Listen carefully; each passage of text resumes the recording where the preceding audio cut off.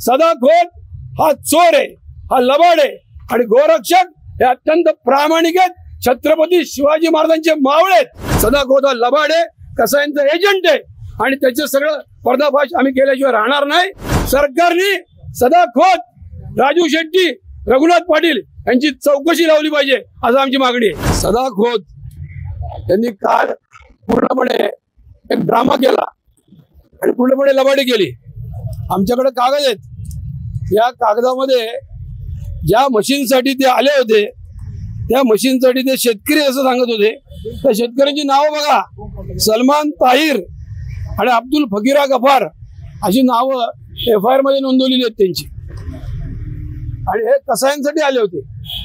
आज या महाराष्ट्रामध्ये गोरक्षकांना बदनाम करणं, गोरक्षणाची चळवळ बदनाम करणं हे कसायांकडनं सुपारी घेऊन चाललेलं काम आहे। आम्ही केंद्र सरकारला विनंती करतो की सगळ्या कसायांची ईडी चौकशी लावा। प्रचंड प्रमाणामध्ये आपल्या देशाच्या संपत्तीमध्ये वाढ झाल्याशिवाय राहणार नाही।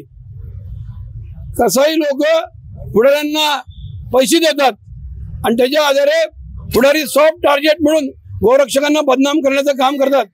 काल रात्री फलटण जवळ मोगराळे नावाच्या गावाच्या डोंगरावर फॉरेस्टच्या जमिनीत 40 गाई कापलेल्या आहेत आणि आमचा अवधूत धुमाळ नावाचा एक कार्यकर्ता आहे, त्यांनी या ठिकाणी हा सगळं कसायांचं जे सगळं बेकायदेशीर काम चाललं होतं ते पोलिसांच्या मदतीने उघडकीस आणलं आणि सगळं बीफ हे जमीनदोस्त केलेलं आहे, जमिनीमध्ये पुरून टाकलेलं आहे।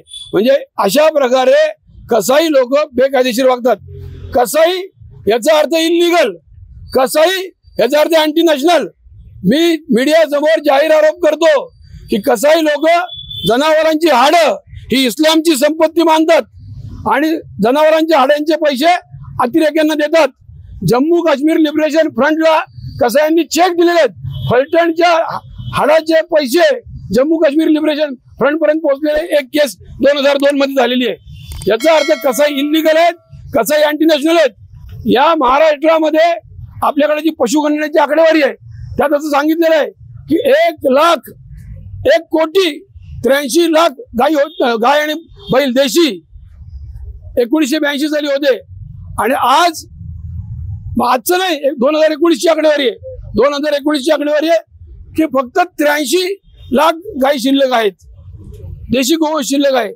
याचा अर्थ असा झाला की जवळजवळ 40 ते 50 लाख गायी कापल्या गेलेल्या आहेत आणि या 40 ते 50 गायी कापल्या गेल्या।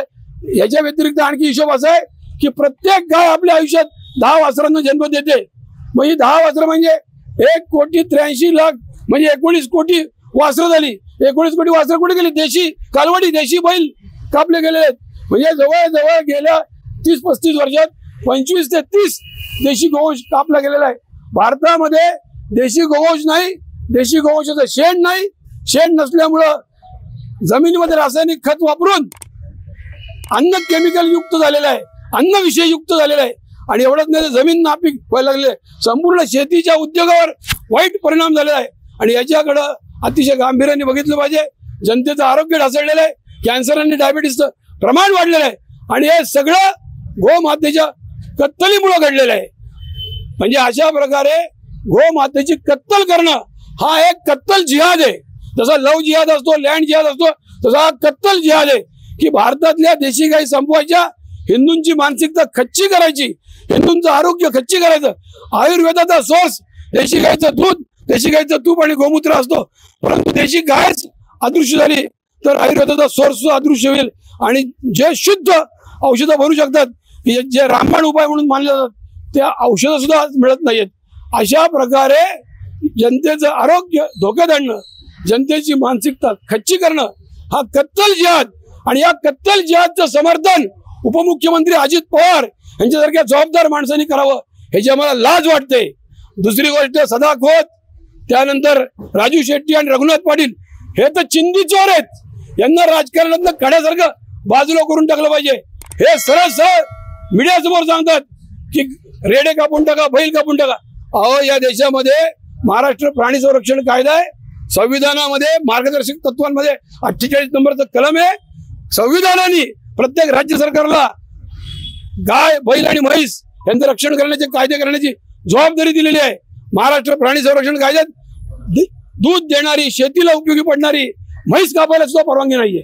तुमची भूमिका काय आहे? मुद्दा असा आहे काल सदाभाऊ म्हणजे की गोशाळा खालीसारखं काम करायला आमचे गाय पुढे त्या गाय मस्त काय होतं तेच कळत नाही. हे खोटं आहे.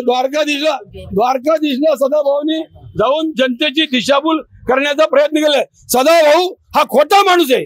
धुळ्यामध्ये 1992 साली सदाभाऊवर एक केस झालेली आहे आणि 25 शेतकरी जे आहेत त्या शेतकऱ्यांच्या नावावर कर्ज काढून ते पैसे त्यांनी बुडवले आणि संभाजीनगर हायकोर्टाने सुद्धा त्याचा जामीन नाकारून त्याला अटक झालेली आहे. असा हा माणूस आहे. आणि एक गोशाळा अत्यंत प्रामाणिकपणे काम करतात. गोशाळांवर गोसेवा आयोगाचं नियंत्रण आहे, चॅरिटी कमिशनरचं नियंत्रण आहे आणि गोशाळांमध्ये कुठल्याही हेराफेरी होत नाहीत. एखाद्या ठिकाणी सदाभाऊनी जायचं, अहो कसायांकडची जनावर घ्यायला तो काल आला होता. मी तुम्हाला नाव वाचून दाखवली, शेतकऱ्यांची नावं नाही आहेत. आणि या गोशाळेमध्ये जनावरांचा सांभाळ लेकरांप्रमाणे केला जातो. त्या ठिकाणी संपूर्णपणे त्यांची भूमिका काय? जनावर कुठे होती काल? त्यांची होती ना तिथे जनावरती. तो कुठे त्यांनी कुठे विचारलं त्याचं? त्यांनी काय केलं? त्यांनी फक्त मीडिया ट्रायल केली. हे बघा, हा शेतकरी काल आलेला शेतकरी खूप बरोबर. तुमची भूमिका काय असेल?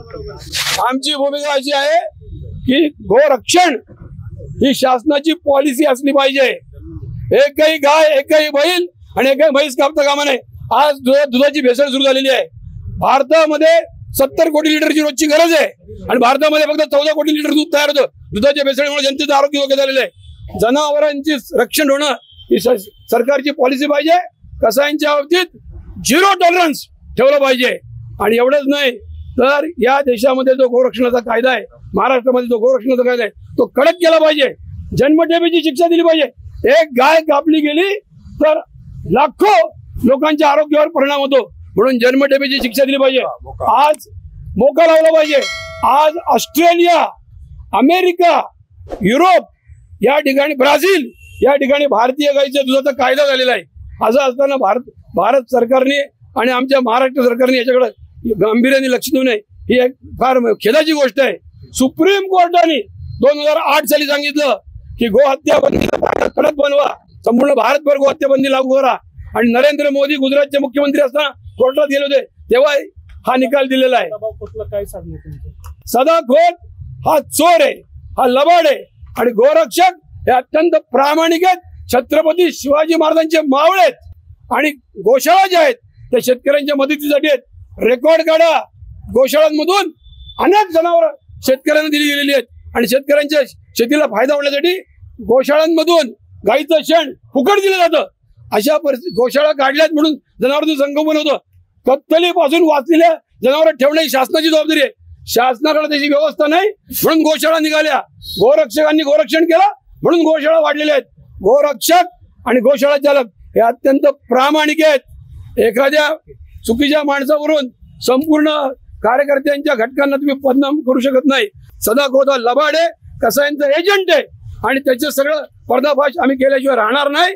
आणि या संपूर्ण महाराष्ट्रामध्ये गो मातेची संख्या वाढली पाहिजे, बैलाची संख्या वाढली पाहिजे आणि याच्याकरताची चळवळ करायला पाहिजे. त्याला शासनाने पूर्ण सहकार्य दिलं पाहिजे. सरकारने सदाखोत राजू शेट्टी, रघुनाथ पाटील यांची चौकशी लावली पाहिजे असं आमची मागणी आहे.